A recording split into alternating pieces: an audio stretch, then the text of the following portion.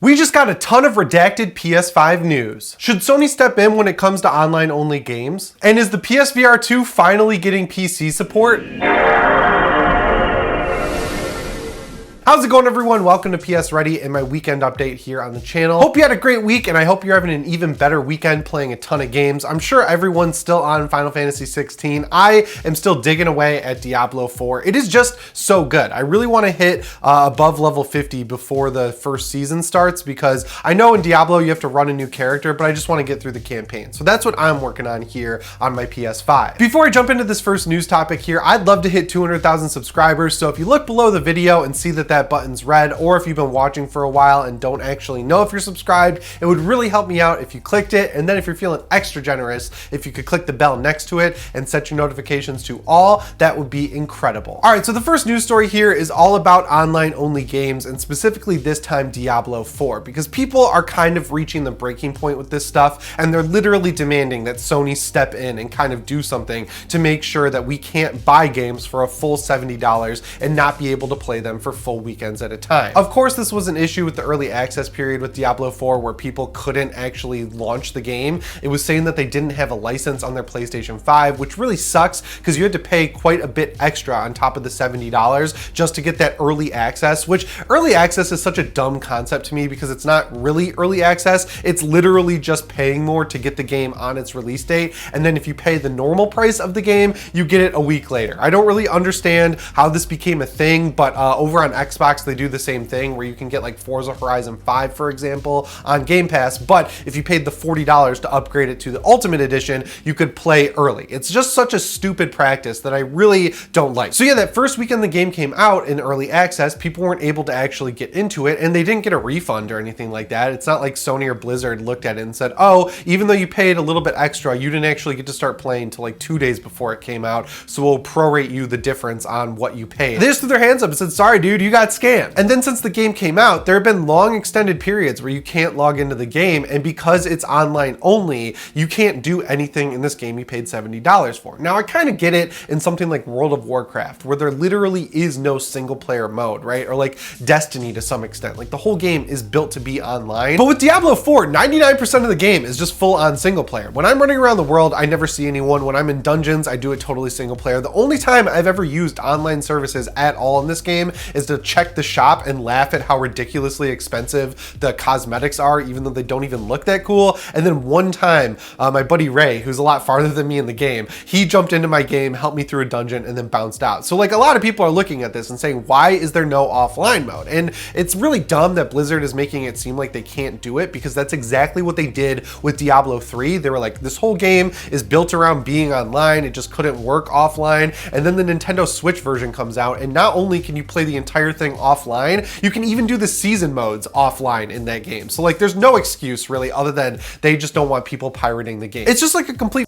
joke. It's like Minority Report almost. They're like, thank you for paying us $100 for the privilege of being treated like a potential criminal. I don't really understand the process here, but things really came to a head over this past weekend when the game just went down and Blizzard threw up a message that was like, sorry, we're experiencing a DDoS attack. You're just not going to be able to access the game for a while. And people are like, A, that sucks that you're not really doing anything about it and you're kind of blaming us for some reason. And then B, why does this game not have an offline mode? And Blizzard, of course, doesn't respond to anything like this. They just don't care, which really sucks, because you know, this game really could exist as a totally offline experience, and I think it would be better for it if they added in the ability to do so, because I'm at the point in the game where all the drops I'm getting and everything like that are just from normal mobs. They're nothing crazy. I'm not even doing like nightmare dungeons or anything like that. There's no way to cheese the game at this point, and even if there was, you could just do what you do in Diablo 2 Resurrected and make a completely offline character. Like that game, they figured out a way to have a ladder character where you're playing online, and then an offline character that's saved locally on your device that you're playing on PC or any console. And it's just like,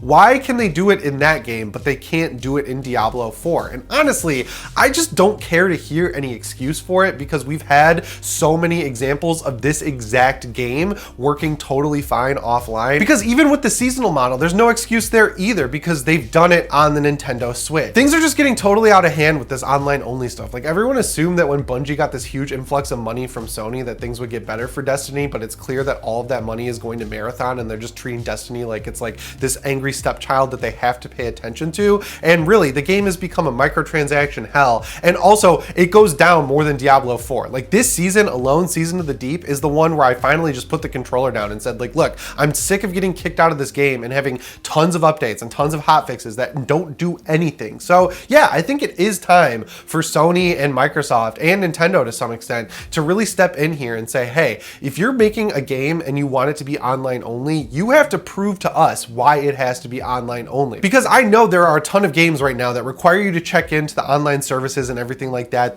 absolutely don't need you to do that. They just do it to make sure that your game isn't pirated. And it's like, look, I'm paying for the game. Don't treat me like I didn't. You know what I'm saying? This feels like I'm just ranting now at this point, and I'm sorry about that, but this is something, as someone who plays a lot of live service type games, that's getting absolutely ridiculous. Just the amount of money, A, they cost, and B, the amount of time that they go down, and then the developers just throw their hands up and say, deal with it. I think people are really getting sick of it, and something's gonna have to change. Anyway, next up here, through this whole FTC situation we're going through with Microsoft and Activision and all this right now, we actually ended up getting some huge PS5 leaks because the person who redacted stuff for Sony used a Sharpie that wasn't actually black enough, and people were able to remove the Sharpie ink and see underneath it. And we actually got some really cool info out of this document. So the first interesting thing we learned is the budget system on Horizon Forbidden West and The Last of Us Part 2. Horizon Forbidden West cost $212 million over 5 years with 300 employees, and The Last of Us Part 2 cost $220 million with around 200 employees. That's absolutely nuts. Like, to compare it to movies, it doesn't really seem like it's that much money to spend on a game, because when you look at something that recently flopped like Thor: Love and Thunder, I mean, the budgets on those movies are around the same as these games, but they have to make so much more money on the back end to actually make a profit because of marketing. So like if a movie costs $200 million, it actually has to make like $600 million to break even. I'm pretty sure that's not the case with games because they don't have a theatrical system. The marketing is a lot smaller on games, you know, they just buy TV commercials and stuff like that. But still, having to recoup $200 million is a pretty hard thing to do, and it kind of puts into perspective why some games just completely decimate studios if they don't perform. Like Striking Distance, for example, with the Callisto Protocol, I will be shocked if they actually survive the launch of that game. And now that the DLC is out and the ending is basically IP abandonment, I don't think they're gonna do much after that. The big difference with movies though is that there's a huge sliding scale on how much money you can spend on them. I know that there's indie games and stuff like that, but there's no like mid-tier games anymore, it feels like. There used to be AA games with THQ and stuff, and I guess they're sort of coming back with Embracer Group and all of these like micro publishers, but still, it feels like there's a huge gulf in games between indie and then AAA, and then in the middle, there's nothing really there. Like Halloween, for example, my Halloween mask back there, Halloween 2018 was made for $10 million. It doesn't have this exploding budget that all these huge movies have at this point, and then when it made $250 million, that was a huge profit for it because, again, it only had to make $30 million to actually be profitable. So it'd be cool to see with games, this sort of mid-market stuff start to come back, because that's how I feel like we got some really cool stuff back in the day, like Manhunt, for example. We don't get games like Manhunt anymore, or Midnight Club. The other interesting thing we got is that Sony was basically trying to point out how big of a revenue loss it would be for them to lose Call of Duty. So we got a full stat breakdown on how many gamers on PlayStation play Call of Duty. And this isn't really surprising, it's just kind of like a big number, but 1 million PS5 owners only play Call of Duty. That's their only game on their console. So 1 million people only play one game for the entire year, and then they go and they buy a $100 version of it the next year to get all the maps and DLC and everything like that, and season passes, and then they just play that for an entire year. I know people do a similar thing with like FIFA and Madden and stuff like that, but it's just crazy to me with all these games out that are absolutely incredible, like Final Fantasy 16 and Diablo 4 right now, that you're only playing one game throughout the entire year. And then sticking with COD, it turns out that Sony's marketing deal ends after 2023. So I'm assuming that's why all these rumors that we heard about there not being a Call of Duty this year ended up not coming true. I'm sure Sony said, hey, look, we've got one more year left in our marketing deal, so you better get a game out this year that we can capitalize on that with, because if you don't and this deal expires, then there's like a huge risk that this franchise could go to Microsoft, and then we lose all of that huge revenue we were getting from this game, and we paid you for it, so you need to deliver. And then there was a whole argument over whether or not Nintendo is a competitor to Microsoft and Sony, and it's like, FTC, get a clue. Yeah, of course they are. People make a choice to buy Zelda instead of Final Fantasy 16 that literally, like, objectively makes them a competitor to Sony and Microsoft. And Sony pointed out that 50% of the people who own a PS5 also own a Nintendo Switch, whereas only like 12% of the people who own a PS5 also own an Xbox. So Ray and I guess are in the 12% of people who have all three consoles. I guess one way where you could see Nintendo not really as competitive is that it's like a supplementary console to the PS5, right? Like you have a Nintendo Switch, you play Nintendo Switch games on that, but then everything else you play on your PlayStation 5. And theoretically, you could also get Xbox to that point if they actually started releasing games on Xbox, you know, like first party stuff that's not coming over to PS5. So yeah, it's not totally like mind-blowing information or anything. It's just cool to see raw numbers, because movies, like you can go on Wikipedia for pretty much any movie and see its budget and its box office return right there. Whereas with games, they're weirdly cryptic about a lot of this stuff. Next up, let's talk about the PSVR 2. So I'm kind of bummed to say that I had a great first month with this hardware, right, when there was actually games to play on it, and then they sort of petered out a little bit, and there just hasn't really been anything that makes me want to set up that headset, despite the fact that they made a single cable solution. Thankfully, the room my PS5 is set up in here in my house is actually pretty big and able to be transitioned to a big open space. So when Sony actually releases some games for it that I want to play, I'll be ready to go there. But one thing that I've really wanted with this headset is the ability to play PC games, because that would make me use it so much more, especially because it has that single cable solution. But it doesn't seem like Sony really cares all that much about that. That is until some hackers figured out that not only can they get it working on PC, it looks like the thing is equipped internally to work on PC eventually. Like Sony has figured out some way